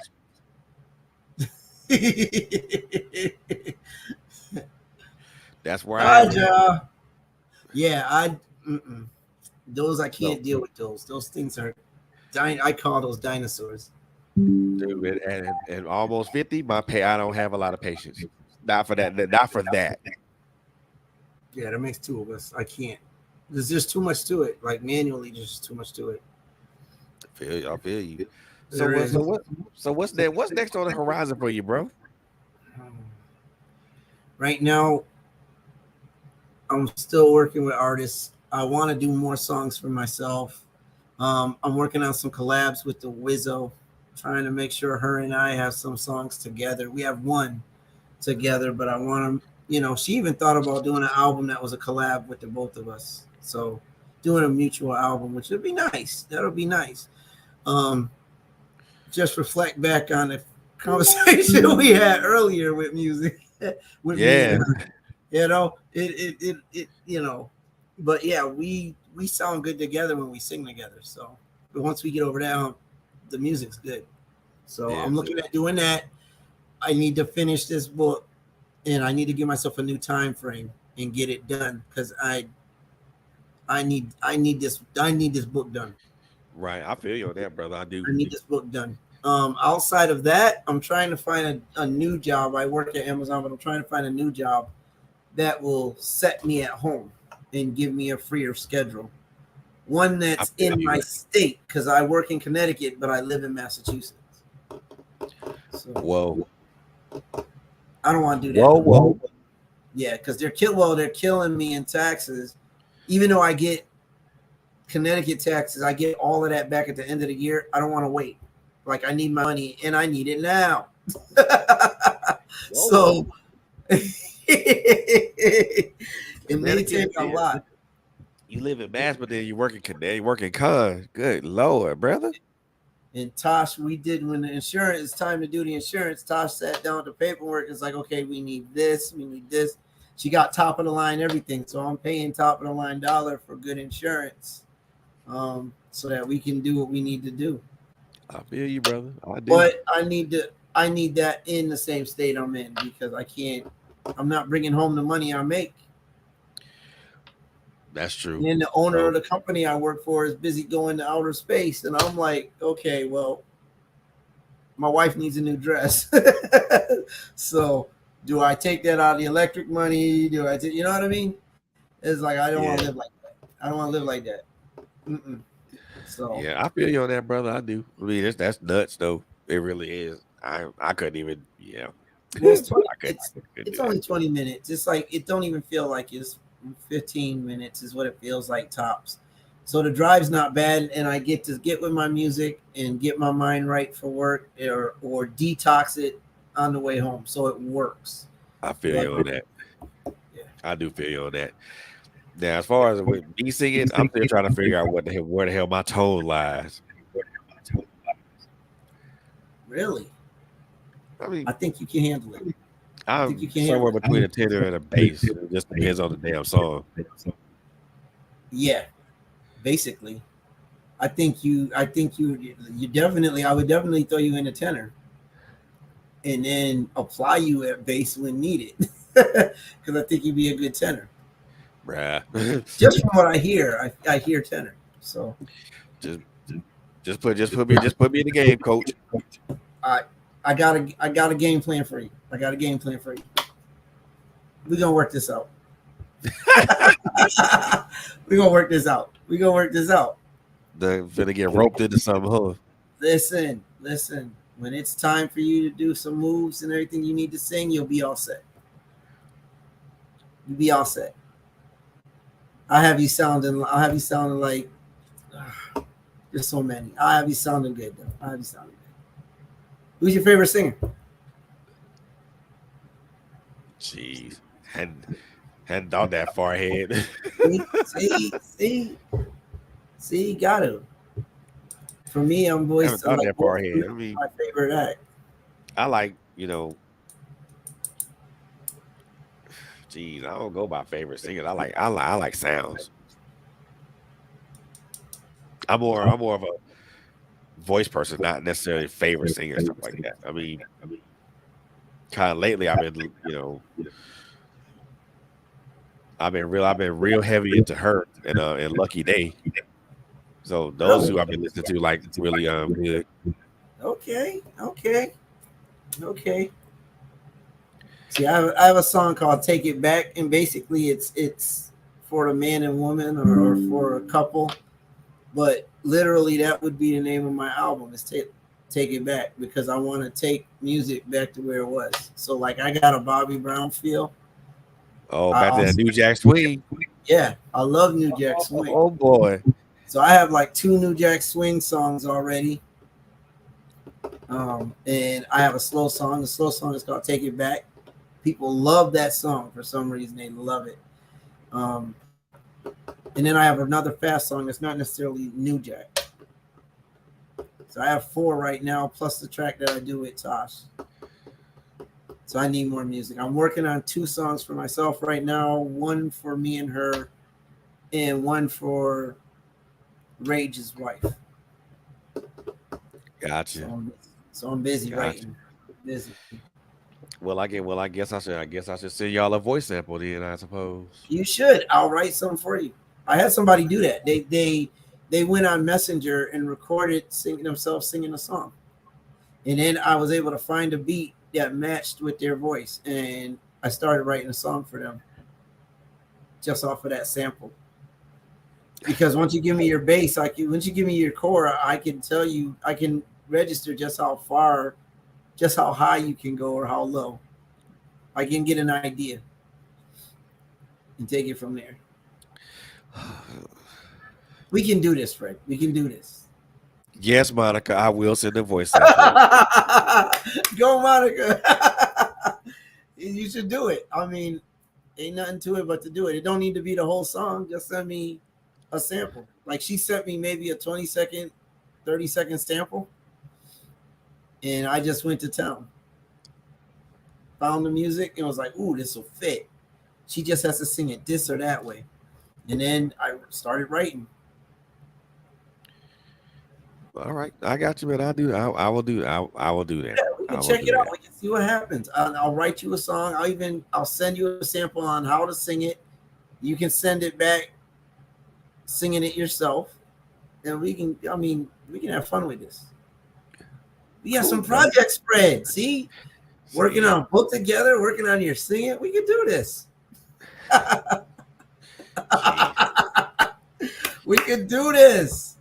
This is going to be a very interesting 6 months of the year, last 6 months of the year, to say the least. It is because it keeps me busy and out of trouble. I'll be writing music and writing books. I love it. No, you're good. You're good, Tosh. You're good. Because trust me, I've worked with less, so I'm good. So we're good.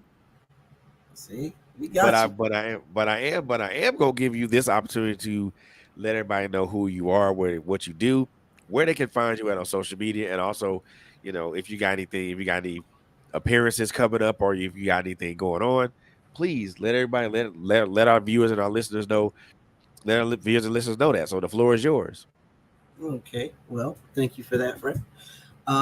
You can find me on all social media platforms. Thanks to my wife. You can find me on all of them under T Wade the Dragon. And dragons are my thing. They're what because I have a temperament of a dragon. Like I'm good as long as you don't throw stones and bother me. I'm good. I will sleep for centuries. I will not bother you. But as soon as you start throwing rocks at me, yeah, I'm going to come out the cave. I'm going to burn down your village and everything else. Dragons are my thing. They're majestic. So, yeah, T Wade the Dragon at all social media platforms. As far as appearances go, I normally do open mics here in Massachusetts, a couple in Connecticut, Malay, MBS Malay. She has shows that she does. Awesome woman, awesome talent. Great shows.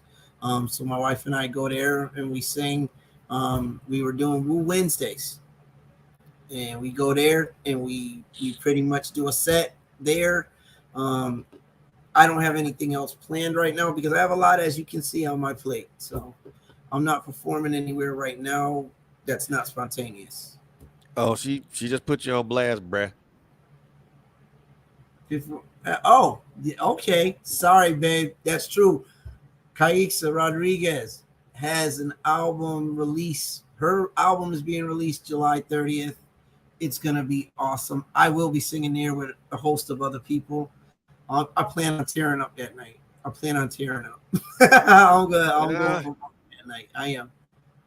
I'm gonna go for broke, and I'm just gonna have fun with it because it's her day. You know what I mean? But I'm gonna show out for her.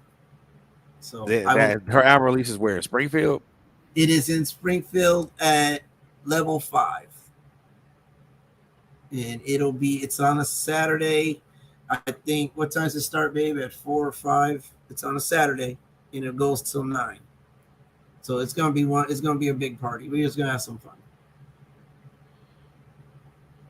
Oh yeah, then there's the Harambe, but we don't know when that is. Believe it's in August, but yeah, there's a Harambe, which is a festival that we have here in Springfield, Mass, with many vendors, many talents. They have a nice stage, and you get on stage and you do your thing, and they have different nights, like Sunday. Sunday is gospel, but they choose nights, and you do your thing. So I'm already scheduled to be singing in August, but that's August. In July this month, the 30th, I'll be singing at, Tasha's release, which is going to be a treat. It's going to be a treat. Cool beans, man. Cool beans. That's what I have. I have those two, not to mention the MSB Malay shows. Yeah, I got you. Do y'all always participate in Woo Wednesdays? Not always. We don't always perform at Malay either. Like, we pick and choose because I'm coming in from work on Wednesday. That's my last day of work, but I'm coming in off of a week of work, and I'm getting off the highway with maybe enough time to wash. If I do it right, take a shower, get redressed, eat something, then out the door again. If I'm not feeling well, if I had to work my behind off at work and I'm too tired, no, I don't perform on Wednesday. But a lot of times I do. Feel you on that, brother. I do. It gets hard. Now Malay, my days off are Thursday, Friday, Saturday. So with Malay, her show is on Friday, so I can make it to that show. Got you. That's what's up, man. So well, man. So first and foremost, man, I want to thank you first and foremost for just being here and just blessing us, blessing me with your energy and your enthusiasm for what you do, man. Just, taking the time out of a Friday evening to come on and let us just kick it and just talk and just have a nice little conversation, man. First and foremost, I appreciate that. So first and foremost, thank you in advance.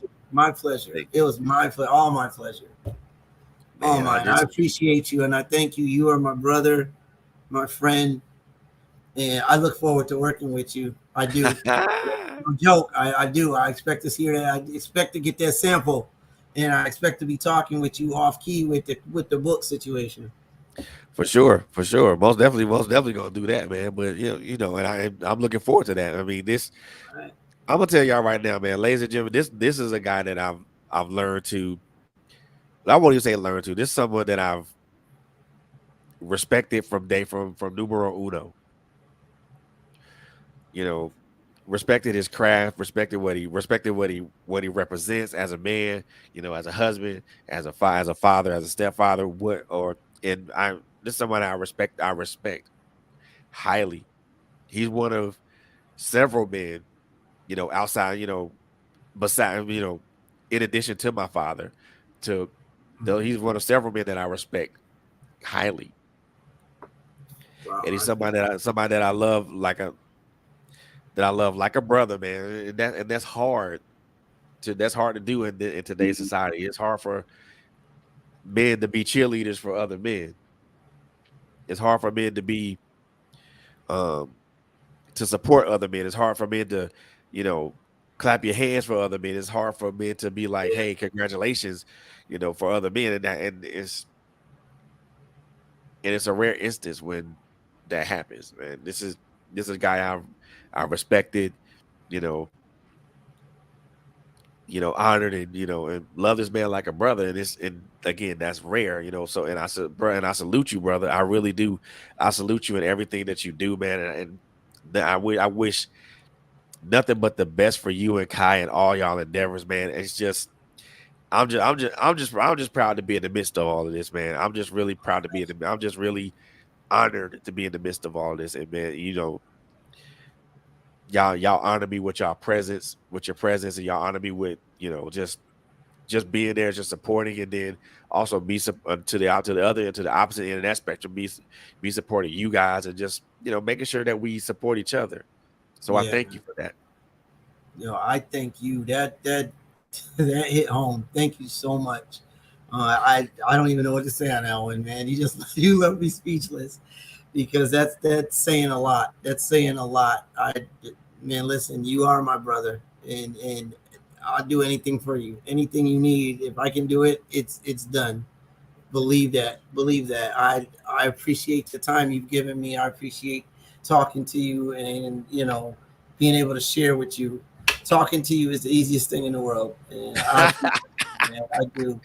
I appreciate your time and your effort. Everything that you do, I appreciate it. Thank you so much for Man, your words of kindness. They touch. They man, touch. yeah, no problem, man, no problem. So, man, ladies and gentlemen, that's gonna end this episode of Trailblazers with me, your boy Frederick Beatty, also with my brother in the building, Mr. Tony Wade. Hey, check him out at Tony Wade the Dragon on all social media platforms. Also, If you're in the Springfield area on July 30th, he will be singing at his wife Kai Rodriguez's album release party. So if you're in the Springfield, Mass area, please by all means go check that out. Check in some good music, some good fun, and you know, just enjoy and support, man. It's something that we as not only as we as creatives really want, and we really need. We really need those people who say they support us to support us, because that's important. yeah, It's it is. important to us because we know, because it lets us know that what we're doing is we're on the right path of what we're doing. Mm-hmm. Not that it would matter whether or not we got support. We would still walk the same path. But sometimes Mm-hmm. I have folks along the way to say, "Hey, you're doing a good job," and things like that make all the difference in the world, especially for us as creatives. It's for Mm-hmm. multi-talented creatives, such as myself, such as Kai, such as Tony, such as RJ, Troy, and so many other people that I know that that are in these spaces, that are on these stages, that are making impact with not with either words or voice or dancing or whatever they do. So Yeah. that's Yeah. important, man. And again, I want to most definitely give a big shout out to everyone that I have supported, that I supported on this podcast journey, or I supported outside of this podcast journey. You guys are literally the reason why I do what I do, because it's an honor, and it's an honor and a privilege and a pleasure to be able to support you, to be able to support you guys, and put your talent and your hard work and everything that you do, put it out there to the forefront for everyone to see, from our listening and our viewing audience. So again, it doesn't go over my head, and I do recognize the impact of what being supportive to someone does. So I do thank you guys for allowing me the opportunity to support you, to to have you on this platform, and allow you and give you the opportunity to talk highly about what you do, and then for me to come on the back end and just support you in doing helping to support you and help you, get the message out about what you guys do. Yeah. Again, heartfelt thank you. And I'm grateful for you guys giving me the opportunity to support you. I'm really, really grateful for that. I am I will always say that, regardless of where I am in this podcast journey, because I know that when you support someone, the feel it comes when you support someone, they come back and support you, and then that one person that support turns into five, turns into 10, turns into 100. Then it can turn into that to 1,000, and then maybe thousands more. Yeah. So again, such a heartfelt thank you from me, from my from from the Trailblazers family to yours, thank you guys so very much for allowing us to support you. I am grateful beyond words, and I am, honored beyond compare. So thank you guys very much. And again, like I said before, this is this episode of Trailblazer with me, your boy Frederick Beatty. But we will be back. We will be back. Trust and believe. Monday, Quinn Jones and Coco Fenton is gonna be on for a July 4th episode. I'm coming back next weekend, next Friday with my sis, Kai Rodriguez in the building. We're gonna talk about her debut album. We're gonna talk about her debut album. We're gonna talk about a lot of stuff. We're gonna dissect some things and talk about some things. So yeah, she's gonna be in the building, and we're gonna have some fun like we always do, man. Before we go, I want to give a shout out to Jay Malone who came on. The brother is awesome at everything he does. His hip hop is beyond measure. His craft, what he does in the studio, what he does with the studio, running that thing. He's doing his thing, and I enjoy his support. The man, every time I see him, I bow down to him because the dude is honorable, and I appreciate him. With all due respect, thank you for tuning in, Jay Malone. I appreciate you, man. Really do. Most definitely, thank you. Most definitely, thank you, Mr. Malone, for tuning in with us, man. Well, not only is Tony appreciative of that, I am too, very much appreciative of that. It shows a lot of support when you come in and you support your fellow man or your fellow brother, and that speaks volumes. It really does. Yeah, I want to thank everybody who tuned in. I mean, you could have been doing something else. It's Friday night. Thank you very much for your support. And as we close out this particular show, I want to leave you guys with a particular thought. So it is one thing to honor someone. It's another thing to honor someone. It's another thing to honor someone with your actions, not only with your words but with your actions. When you honor someone with your actions, it lets them know that you care. It lets them know that you care. It lets them know that you're attentive. It lets them know that you really are interested in what they are doing and what they're trying to do and what they're trying to accomplish. Mm-hmm. We as human beings have literally forgotten how to honor each other on a daily basis. Honor doesn't always mean bowing down to somebody, but honor just means showing respect and showing support to someone. We as human beings have forgotten the particulars of what honor truly means.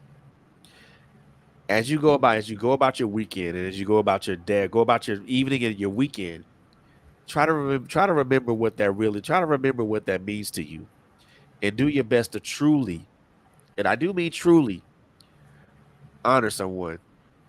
Whether it's a friend or whether it's a stranger, we all deserve to be cared. We all deserve to be cared for and cared about. We all deserve to be treated with kindness and with respect. We all deserve to be treated as equal.